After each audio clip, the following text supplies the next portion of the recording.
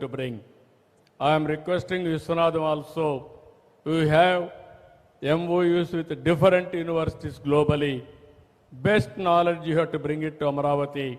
Then you take it to your other branches. Earlier I have seen your university, that is WITS, Vellore. There I spent so much of time. There also same response.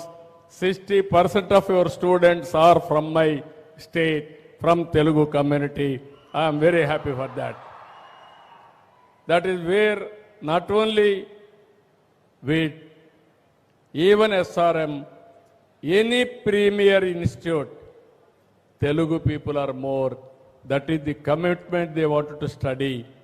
Even IITs, we are getting more seats now. So, ఇవన్నీ చూసిన తర్వాత సమయం కూడా అయింది. మిమ్మల్ని కూడా నేను విసిగించదలుచుకోలేదు.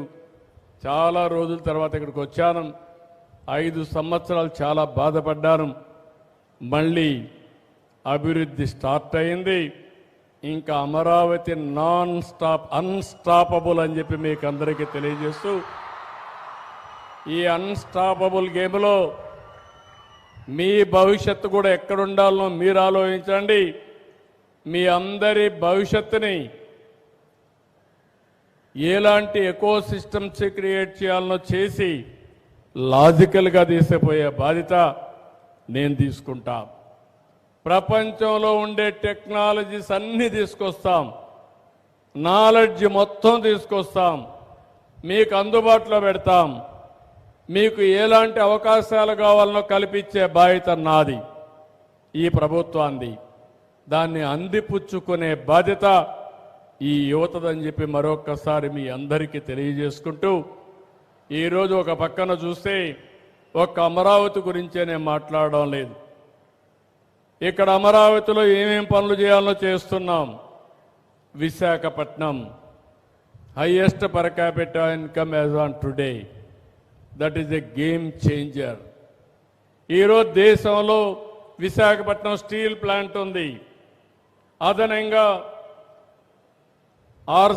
Arcelor మిత్తలో ఒక స్టీల్ ప్లాంట్ పెడుతున్నాడు. ఈ రెండు వస్తే ఇండియాలో స్టీల్ ప్రొడక్షన్ హైయెస్ట్ ఎక్కడ వస్తుందంటే దానికి చిరునామాగా విశాఖపట్నం ఉంటుంది. కొత్త ఎయిర్పోర్ట్ వస్తూ ఉంది, మెట్రో వస్తుంది. ఇంకో పక్క తొందరలోనే గూగుల్ విశాఖపట్నం రాబోతుంది. గూగుల్ విశాఖపట్నం వస్తే ప్రపంచ డేటా అంతా కూడా వచ్చి ఇక్కడ అనలిటిక్స్ తయారు చేసి ఏ ద్వారా ప్రపంచానికి అందజేయబోతున్నారు. అంటే నాలెడ్జ్ ఎకానమీకి చిరునామాగా ఆంధ్రప్రదేశ్ ఉంటుందని చెప్పి కూడా నేను మీకు తెలియజేస్తున్నా. ఇది కాకుండా తిరుపతి ఒక స్పిరిచువల్ హబ్గా తయారవుతుంది. తిరుపతిని నెక్స్ట్ లెవెల్కి తీసుకెళ్తాం. శ్రీ సిటీ ఉంది, కృష్ణపట్నం ఉంది, ఆటోమొబైల్ ఇప్పటికే ఉంది, అక్కడ డెవలప్ చేస్తాం. ఇది కాకుండా ఇంకొక పక్క అనంతపూర్ మీరు చూస్తే బెంగళూరు పక్కనే అనంతపూర్ ఉంది. లేపాక్షి దగ్గర నుంచి ఓర్వకల్లు వరకు ఒక నాలెడ్జ్ హబ్గా తయారు చేసి హెచ్ఏఎల్ సెకండ్ యూనిట్ కూడా అక్కడికే వచ్చేట్టుగా చేసి డిఫెన్స్ కారిడార్ తయారు చేసి ఆటోమొబైల్ ఇప్పటికే కియా వచ్చింది, నేనే తీసుకొచ్చాను.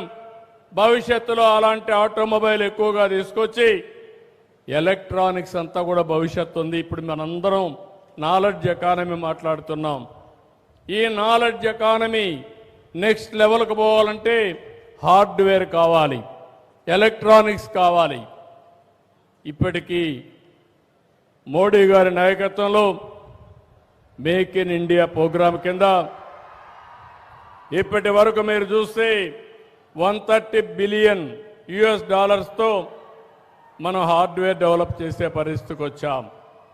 ఇంకా భవిష్యత్తులో $500 బిలియన్ మ్యానుఫ్యాక్చరింగ్ చేసే కెపాసిటీ ఇండియాకు ఉంది. అందుకనే అనంతపూర్ దగ్గర పెద్ద హబ్ తయారు చేస్తున్నాం. ఇది కూడా వస్తుంది. ఇప్పుడే మీరు డ్రోన్స్ అన్ని కూడా ఇక్కడ తయారు చేస్తున్నారు. భవిష్యత్తు డ్రోన్స్ది ఐడెంటిఫికేషన్ కానీ రెండోది అప్లికేషన్ కానీ రాబోయే రోజులు డ్రోన్స్ అన్ని మేజర్ రోల్ ప్లే చేయబోతున్నాయి.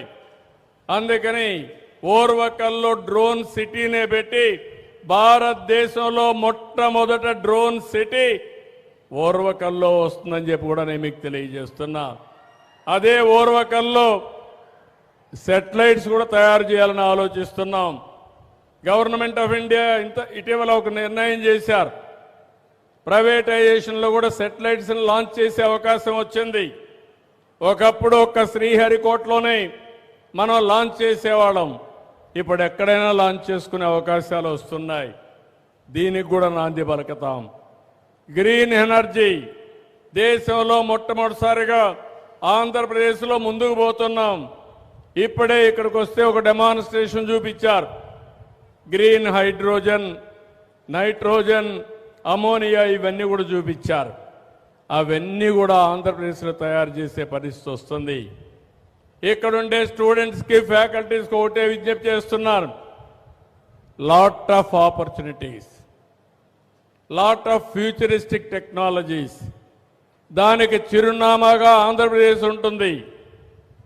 దానికి ఫస్ట్ మూవర్ కింద విట్టుండి ఎక్కడికక్కడ మీరు కానీ అకాడమిక్ ఎక్సలెన్స్లో ముందుకు పోగలిగితే, ఇన్నోవేషన్లో ముందుకు పోగలిగితే అది దేశానికి ఉపయోగపడుతుందని చెప్పి కూడా నేను మీకు తెలియజేసుకుంటూ, ఈరోజు పబ్లిక్ పాలసీల ద్వారా వినూత్నమైన కార్యక్రమాలు చేపట్టే బాధ్యత మాది.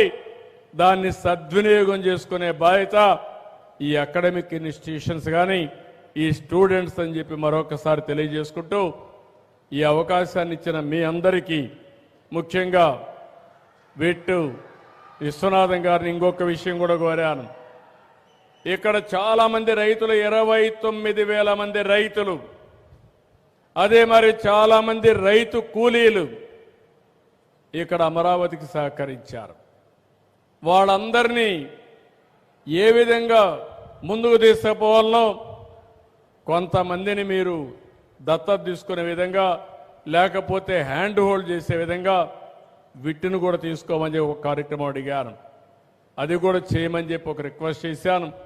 అదే మరి ఇంకొక పక్కన skill development, technology penetration, online offline training కూడా పెట్టని చెప్పి కోరాను. ఇవన్నీ కూడా ఆలోచిస్తామన్నారు. నేను వీటిని ఒకటే చెప్తున్నా, మీతో నేనుంటా. ఈ రాష్ట్ర అభివృద్ధికి, ఈ దేశ అభివృద్ధికి మీరు సహకరించండి. మీరు ఏ కార్యక్రమం, మంచి కార్యక్రమం చేసినా దానికి పూర్తిగా సహకరిస్తామని చెప్పి మరొక్కసారి తెలియజేసుకుంటూ, చాలా స్టూడెంట్స్ని చూస్తే ఉత్సాహం ఎక్కువైపోయి తెలుగుదేశం పార్టీ జెండా కూడా పట్టుకొచ్చే పరిస్థితికి వచ్చారు. అంటే మామూలుగా యూనివర్సిటీలు జరగవు, కానీ జరగకూడదని నేను కోరుకుంటున్నా. ఆ ఉత్సాహం అవసరం లేదు. కానీ నేను మిమ్మల్ని కోరేది ఒకటి, మీరు రాజకీయాలు అవసరం. ఎందుకంటే రాజకీయాలు లేకపోతే అభివృద్ధి లేదు. మీరు చూశారు 2019లో మళ్ళీ కానీ తెలుగుదేశం గెలుసుంటే ఈరోజు విట్టెట్టుండేదో ఒక్కసారి ఊహించుకోండి. That is power of public policy. ఈరోజు వచ్చాం.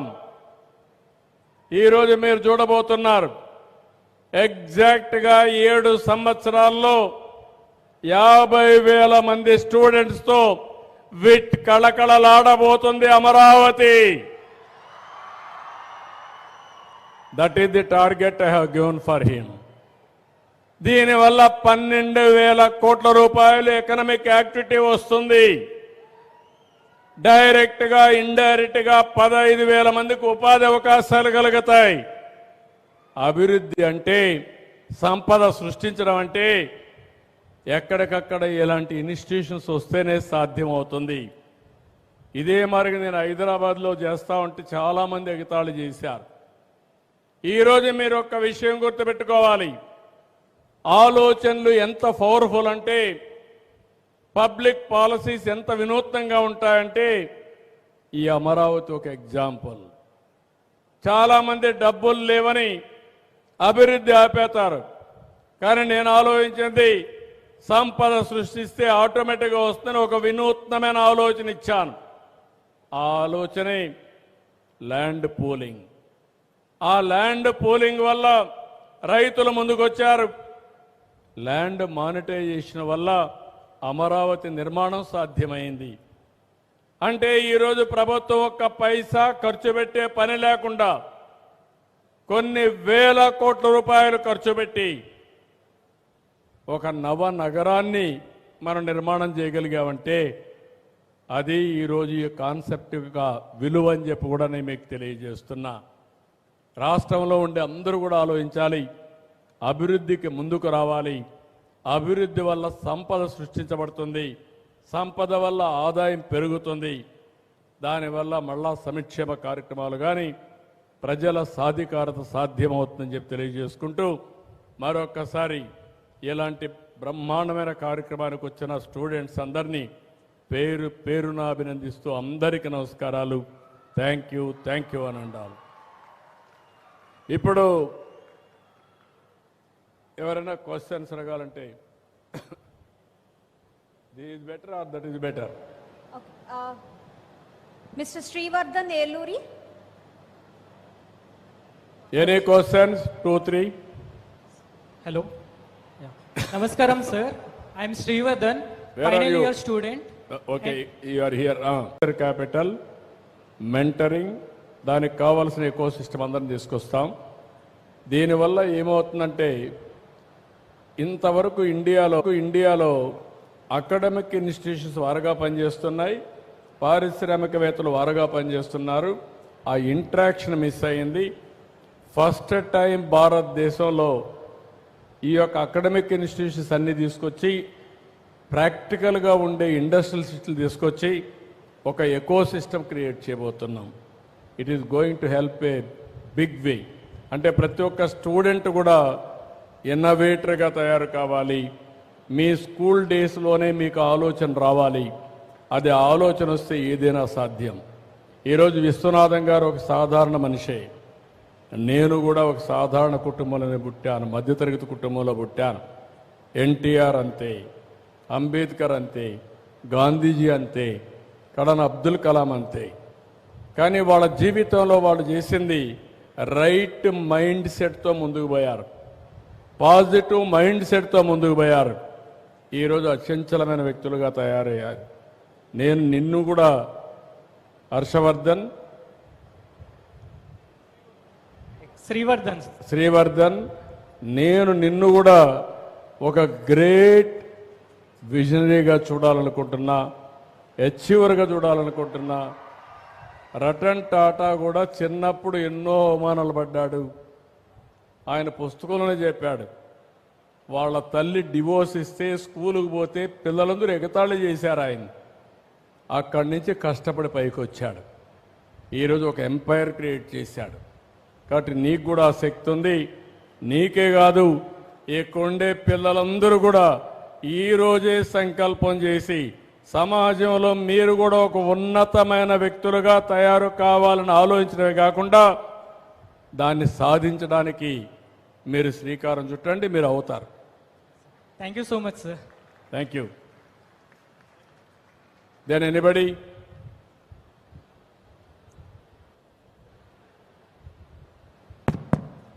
Sanya Suraj Sadanand. Yes, here. చెప్పమ్మా, Namaskara, sir. గట్టిగా మాట్లాడమ్మా. Namaskara, sir. చెప్పమ్మా, మీ పేరేంటమ్మా? I'm Sanya. వినపడుస్తుందమ్మా? I'm a... మైక్ వినపడుస్తుందమ్మా? Carry on. Hello. Hello, Yeah. Carry on. చెప్పమ్మా. Yeah. I'm a third year here at VIT AP. I've had the privilege to lead the student body here, and we are also inspired by your journey in terms of your company's heritage and high-tech city, now quantum city. We are also inspired. Now that you've completed almost 53 years of since you graduated in economics, what advice would you give your college self if you could go back in time? ఏదమ్మా లాస్ట్లో If you could go back in time, what advice would you give to your college self? Would you do anything differently in your journey so that we can learn from you? అదేమ్మా yes. ఇప్పుడు మీ అందరికీ ఒకటి గుర్తుపెట్టుకోవాలి, నేను first చదువుకున్న రోజుల్లో ఆలోచించాను నా జీవితంలో ఏముండాలి, ఏ విధంగా డైరెక్షన్ ఉండాలో ఆలోచించాను. చాలామంది నాకు ఐఏఎస్ ఆఫీసర్ అయితే బాగుంటుందని సజెస్ట్ చేశారు. నేను ఎప్పుడూ చదువు మీద ఎక్కువ శ్రద్ధ పెట్టేవాడిని కాదు. కాబట్టి ఆటోమేటిక్గా నేను ఐఏఎస్ పోతే ఐఏఎస్ రాకపోతే ఫెయిల్ అవుతాం. సో దాన్ని రూల్ అవుట్ చేశాను. ఆ రోజుట్లో మా యూనివర్సిటీ వైస్ ఛాన్సలర్ పిలిచి యూనివర్సిటీలో లెక్చరర్ కండి సరిపోతుంది బాగుంటుందని అడిగాడు. అన్నింటికంటే బెస్ట్ జాబ్ టీచింగ్, ఎందుకంటే ఒక 2 గంటలు పనిచేస్తే సరిపోతుంది. కనీసం విట్స్లో అయినా ఎక్కువ టైం పనిచేస్తారు, కానీ యూనివర్సిటీలో చాలా తక్కువ టైం పనిచేస్తూ ఉంటారు. కానీ నేను ఆ రోజు మా వైస్ ఛాన్సలర్ ఒకటే చెప్పాను, నా జర్నీ నేను డిసైడ్ చేసుకున్నా, నేను ఎమ్మెల్యేగా పోటీ చేస్తున్నా, నేను గెలుస్తా, నేను రాజకీయం ద్వారా ప్రజలకు సేవలు అందిస్తానని చెప్పి 78లో ఎమ్మెల్యేగా నిలబడి గెలిచాను. 2 ఏళ్లలో మంత్రి అయ్యాను. అక్కడి నుంచి అంచెలంచెలుగా ముందుకు పోయాను. నేను ఏదైతే అనుకున్నానో, ఒకవేళ కానీ మనం ఐఏఎస్ అయితే ఒక్కరుగా ఉంటాం, కానీ మనం ఏదైనా గవర్నమెంట్లోకి వస్తే ఐఏఎస్ ఆఫీసర్స్ మన దగ్గర పనిచేసే పరిస్థితి వస్తుంది అనుకున్నాను. ఆ తర్వాత ముఖ్యమంత్రి అయ్యాను. ఈరోజు అడ్మినిస్ట్రేషన్ నేర్పించే పరిస్థితికి వస్తున్నాం. అంటే మీకు ఆ శక్తి సామర్థ్యాలు ఉన్నాయి.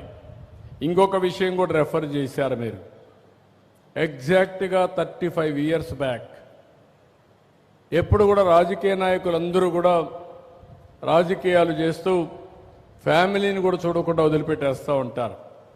లైవ్లీహుడ్ కోసం రాజకీయాలపైన ఆధారపడతారు, చెడ్డ పేరు వస్తుంది.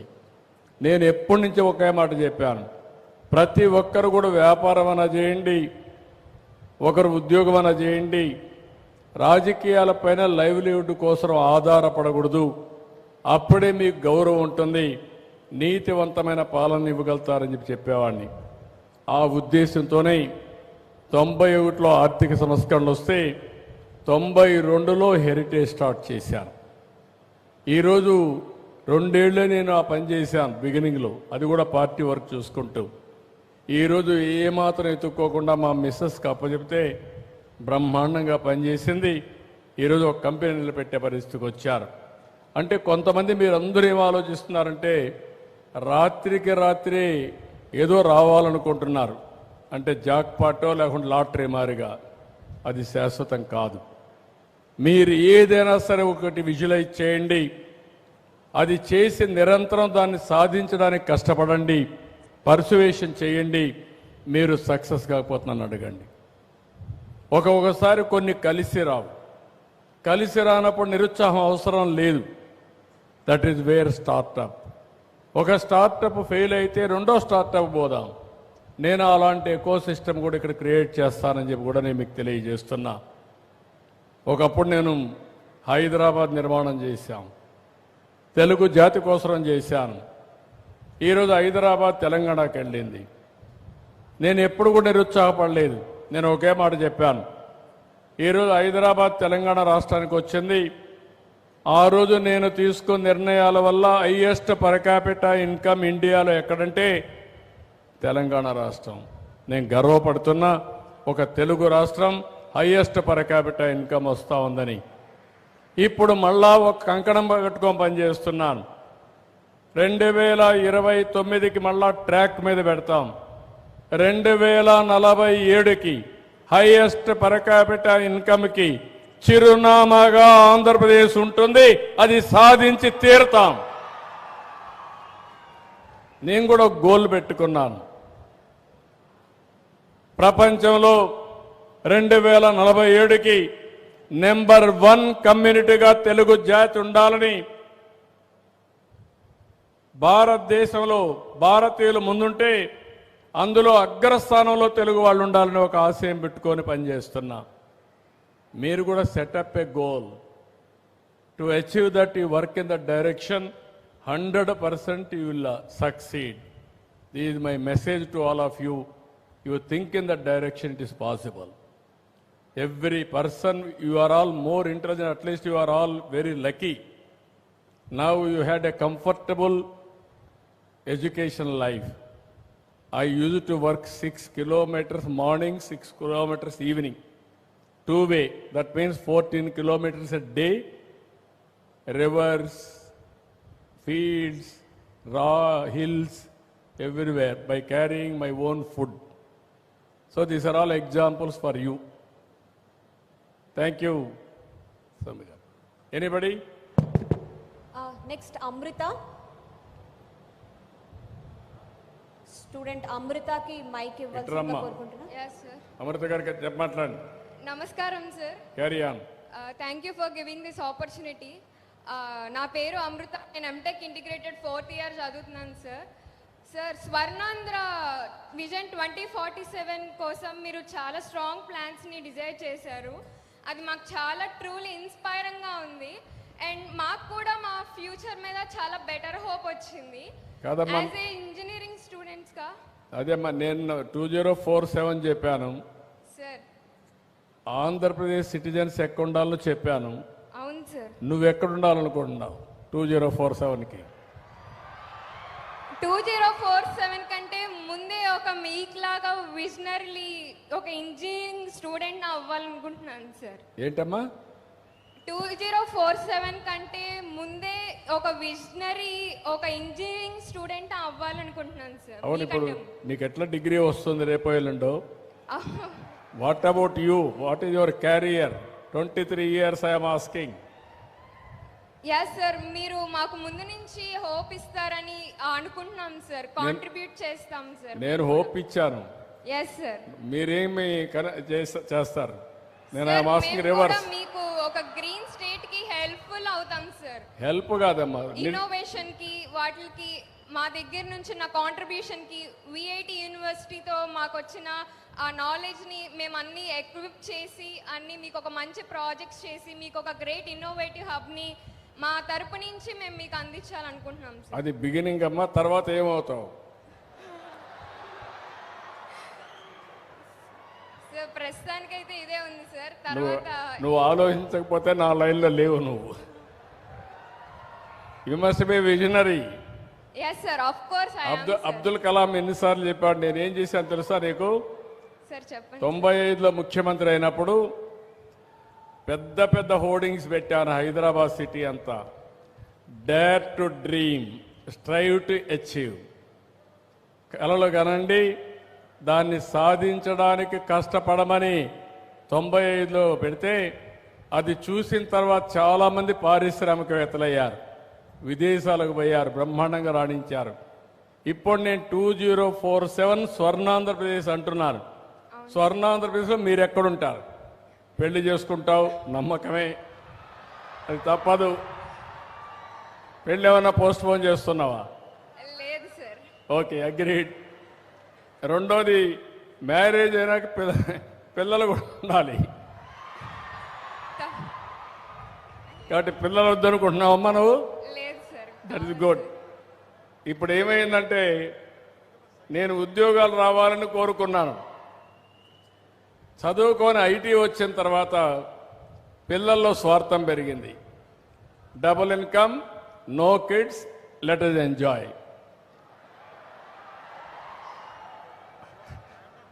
మన తల్లిదండ్రులు కూడా ఆ విధంగా అనుకుంటే మనం వచ్చేవాళ్ళం ఇక్కడికి. ఇప్పుడు ఒకప్పుడు నేను ఫ్యామిలీ ప్లానింగ్ ప్రమోట్ చేశాను. ఇప్పుడు ఫ్యామిలీ ప్లానింగ్ పెట్టాను. 2 పిల్లల కంటే ఎక్కువ ఉంటే మీరు స్థానిక సంస్థల్లో పోటీ చేయడానికి అర్హత లేదని పెట్టారు. దానివల్ల బ్రహ్మాండంగా చేశారు. ఇప్పుడు జనాభా తగ్గిపోతూ ఉంది. ఇప్పుడు నేనేమంటున్నానంటే ఫ్యామిలీ ప్రమోషన్ కూడా జరగాలి. కాబట్టి పాపులేషన్ మేనేజ్మెంట్ పాలసీ తీసుకొస్తున్నాను. అదర్వైజ్ ఆంధ్రప్రదేశ్ చూస్తే రీప్లేస్మెంట్ లెవెల్ 2.1, మనం 1.5, 1.6కి వచ్చేసాం. ఇది తగ్గిపోతే జనాభా తగ్గిపోతుంది, అనేక సమస్యలు వస్తాయి. ఇది కూడా మీరు గుర్తుపెట్టుకోవాల్సిన అవసరం ఉంది. ఇప్పుడు నాకు చెప్పమ్మా, ఏమవుతావు? ఇప్పటికైనా ఆలోచించావా? ఆలోచించండి సార్. ఆలోచించావా లేదా? Yes sir. నేను రాబోయే రోజుల్లో పిల్లలు, స్టూడెంట్స్ మీకు ఒకటే చెప్తున్నా, మీరు ఎక్కడున్నా మీరు ఏమవుతారో కూడా మీరు ఆలోచించుకోవాలి. నేను ఒక విజన్ ఇచ్చాను, ఇది అన్స్టాపబుల్. ఒకరిద్దరు ముందుకు రాకపోవచ్చు, ఇట్ విల్ హ్యాపెన్. 2047కి 55 లక్షల రూపాయలు తలసరి ఆదాయం వచ్చుతుంది. $2.4 ట్రిలియన్ ఎకానమీగా తయారవుతుంది. ఈ పెద్ద ఆర్థిక వ్యవస్థలో మీ కాంట్రిబ్యూషన్ ఏంటి?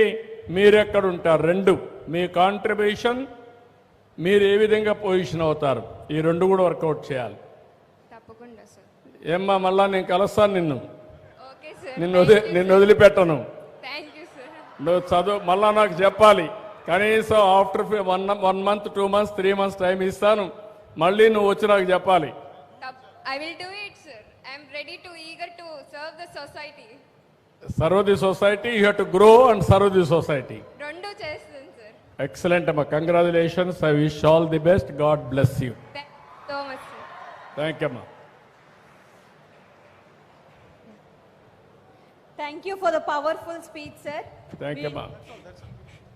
విజన్ కి డెఫినేషన్ మీరు పాత తరానికి ఆదర్శంగా, కొత్త తరానికి ఇన్స్పిరేషన్గా ఎప్పుడూ మీరు నిల్చుంటారు సార్. Thank you. ఇప్పుడు ముఖ్యమంత్రి గారి చేతుల మీదుగా VITAP న్యూస్ లెటర్ లాంచ్.